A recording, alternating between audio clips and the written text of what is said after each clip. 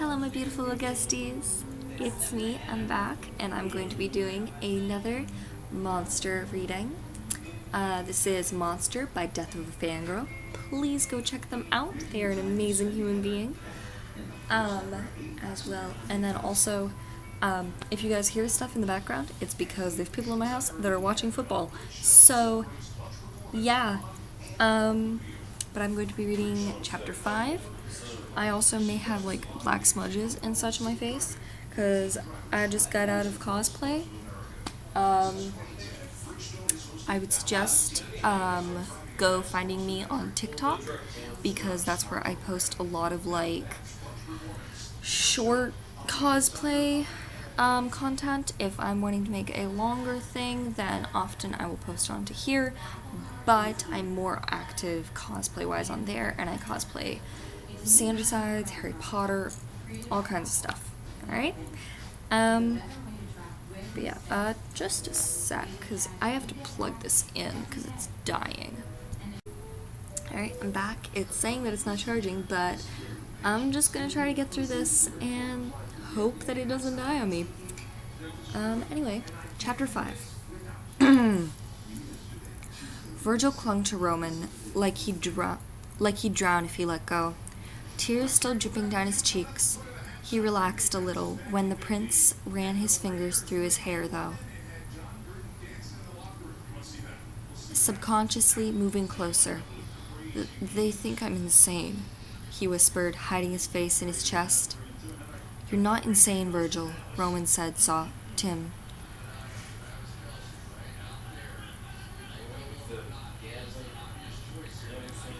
Anyway, sorry, I messed up. Something popped up on my screen. Anyway, Roman told him softly. They're small-minded snobs, concerned only with how they'll benefit from something. But I yelled at everyone. If they didn't like me before, they probably hate me now, the Dark Prince said, shaking a little. Roman frowned sadly, rubbing his back. You don't actually care what they think, he told him gently, earning a head shake from him. I didn't think so. Why worry about what they say? They want my father to unify his kingdom with one of theirs, he mumbled. I'm next in line, so I'm the one that would have to marry should he want to. That made both of them quiet, both feeling their hearts in their chests as fear prickled along their skin. I don't want to lose you, Virgil whispered, hiding his face as he cried. Roman's chest ached to see him like this, wanting to fix everything, but knowing this was out of his hands. The Dark Prince was growing weaker and weaker, falling asleep. He sighed, carefully slipping out of his arms and picking him up. Roman gently laid him on his bed and pulled the blankets over him. He couldn't help playing with his bangs for a brief moment. You won't, Roman murmured to him as he held one of his hands. After a few minutes, when the prince was sure Virgil was asleep, he stood up and left the room. As he closed the door behind him, he turned to see his father, King Patton, and Prince Louis approaching him. Prince Roman, is he... He's all right, Your Majesty, he reassured the worried father. He's extremely upset with what happened in the dining room, but he's fallen asleep. Patton sighed in relief, patting the prince on the shoulder. Thank you, Roman, he said sincerely. He nodded with a smile, as if to say, of course. Excuse me, I'd like a word with King Logan. The two of them shared a brief look before they headed off down the hallway, leaving the two princes standing in front of Virgil's door. Louis wouldn't raise his head, keeping his gaze lowered. It bothered Roman, who frowned at the sight. Louis, what's wrong? He questioned, concerned as he put a hand on his shoulder. I should have said something, he said, sighing. What kind of brother just sits there and lets his brother be attacked by strangers? Logan frowned, or not Logan. Roman frowned even more, seeing vulnerability in the young prince. You can't blame yourself for this, all right? He told him. Lewis looked up in shock, eyes wide. This isn't your fault, and isn't my fault either. I could have said something too, but I didn't. That doesn't make what happened my fault. It's the people who said those things that are to blame. Okay, you're right, Lewis murmured, looking down. Thanks, Roman. The prince smiled as he withdrew his hand. In another room, King Logan closed the door behind himself. Patton was pacing, rubbing his head. Patton, what am I supposed to do? They're all going nuts over the idea of unifying with my kingdom. And Virgil, oh my god, what about Virgil? He's so stressed and freaked out, as it is with all the guests. But now he has to be worried about someone trying to court him? He'll have a breakdown if a bunch of girls start trying to flirt with him. What am I supposed to do? Patton, breathe, Logan instructed, placing a hand on his shoulder to stop him from pacing. The king looked at him in dismay. They are right, though. I can't keep ruling on my own if Virgil isn't going to take a spouse anytime soon, he said, looking down. What if something happens to me, and he's forced into a corner? He'd be unprepared to rule. I haven't really been teaching him this stuff yet, because he has other issues that are much more important.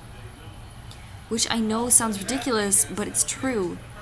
Lewis knows a lot, though. Still, I can't rule alone forever. And unifying with another kingdom wouldn't be a bad idea. Logan blinked, looking down at his hands. Taking a breath, he reached out to take it, earning a soft gasp from the other king. We could unify ours, he suggested quietly. Logan, he murmured, lacing his fingers together. You know we can't. Roman and Virgil are completely helpless for each other. If we were publicly together, they'd technically be stepbrothers. The other king sighed, but pushed again. They didn't grow up as brothers. They're not related by blood. I don't see why that would be such an issue, he muttered, frustrated. I know, and I agree.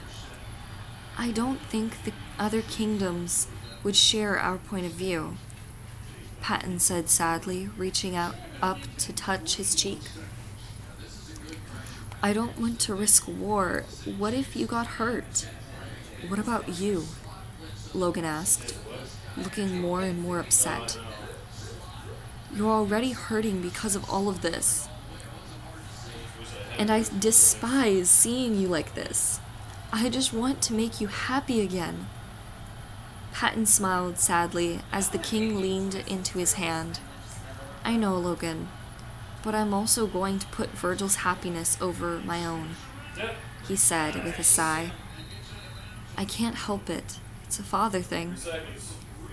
I know, Logan replied, looking at his feet. I understand, of course.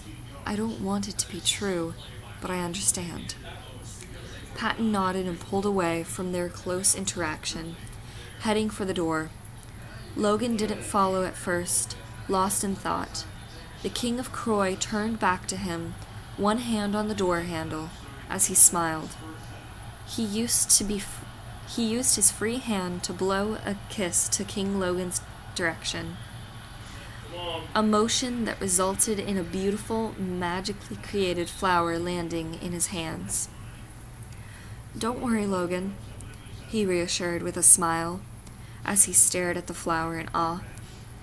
He looked up to meet Patton's eyes as he continued. We'll always have each other behind closed doors. That is all for chapter 5. yeah, please leave a comment. I read all your guys' comments. I haven't gotten a chance to like them and like reply to them, but I read all your guys' comments. I love them. I love all your guys' comments all the time.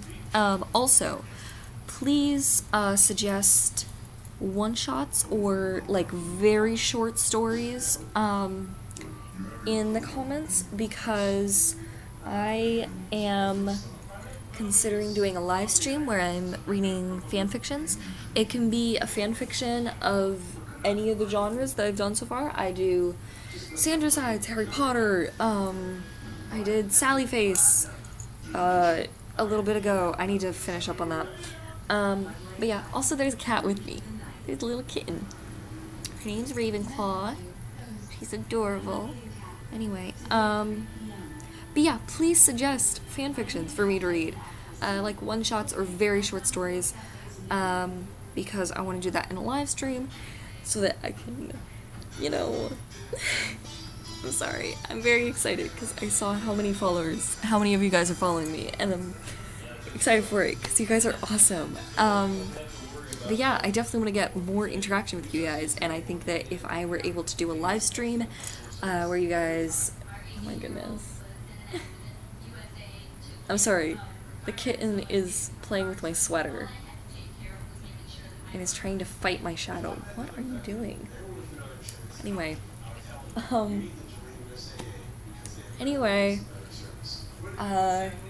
was I saying?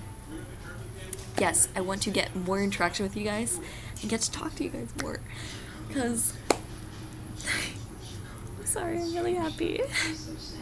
Trying not to have my voice go super high-pitched like it does when I get happy.